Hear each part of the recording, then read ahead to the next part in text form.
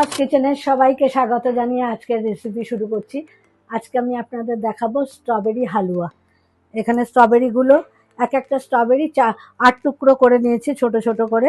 আর এখানে নিয়েছি 1 কাপ সুজি, নিয়েছি 4টে এলাচ দানা বার করে গুঁড়ো করে নিয়েছি একটু কাজু, নিয়েছি আমন্ড ছোট ছোট করে কুচি করে নিয়েছি কিশমিশ 1-1.5 চামচের মতো আছে। আর এখানে আমি চিনি ব্যবহার করব না, পাটালি গুড় ব্যবহার করব। এতটা গুড় লাগবে না, যতটুকু লাগবে আমি ভেঙে নিয়ে নেব।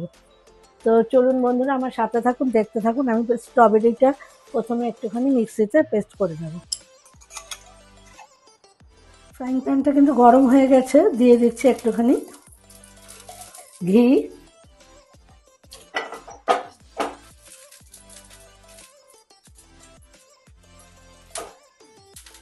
ঘিটা মেল্ট হয়ে গেলে দিয়ে দেব সুজিটা একটু হালকা করে ভেজে নেব। আঁচটা কিন্তু একেবারে কমিয়ে রাখতে হবে, নাহলে কিন্তু পুড়ে উঠবে, আর পুড়লে কিন্তু সুজিটা একেবারেই খেতে ভালো হবে না। খুন্তিটা কিন্তু নেড়েই যেতে হবে। সুজির মধ্যে দিয়ে দিচ্ছি 1 প্যাকেট গুঁড়ো দুধ,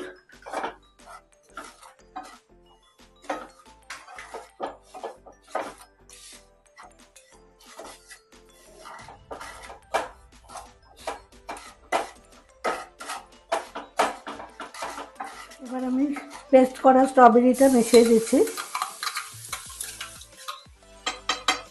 জল বোলটাকে ধুয়ে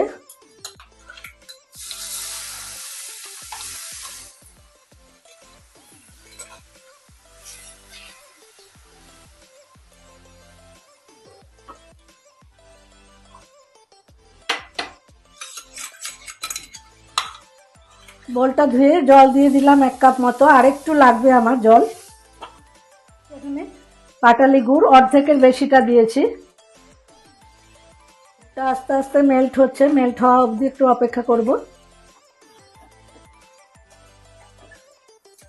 ভালোভাবে মেল্ট হয়ে গেছে, আমি দিয়ে দিচ্ছি কিশমিশ। ড্রাই ফ্রুটগুলো অল্প অল্প দেব, আর কিছুটা গার্নিশিংয়ের জন্য আমি রাখবো। দিয়ে দিচ্ছি আমন্ড, দিয়ে দিচ্ছি কাজু, আর দিয়ে দিচ্ছি এলাচ গুঁড়ো।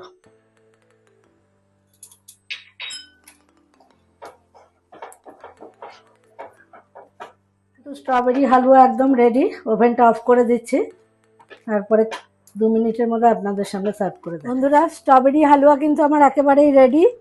এটা একদম শক্ত হয়ে গেছে কিন্তু হাওয়া লেগে। এটাকে আপনারা বরফির মতো পিস পিস করেও সার্ভ করতে পারেন, এমনিও চামচ দিয়ে কেটে সার্ভ করতে পারেন। খেতে কিন্তু খুবই সুস্বাদু। আর চিনিও আপনারা ব্যবহার করতে পারেন, আমি গুড় ব্যবহার করেছি এখানে, দুটোই করা যায়, বা হানিও ব্যবহার করতে পারেন।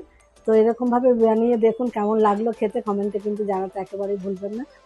ভালো লাগলে কিন্তু লাইক শেয়ার পেজটা ফলো করে দেবেন, এবং ইউটিউবের চ্যানেলের বন্ধুদেরও একই অনুরোধ রইল, চ্যানেলটা সাবস্ক্রাইব করে আমার সাথে থাকবেন। সবাই ভালো থাকবেন, সুস্থ থাকবেন।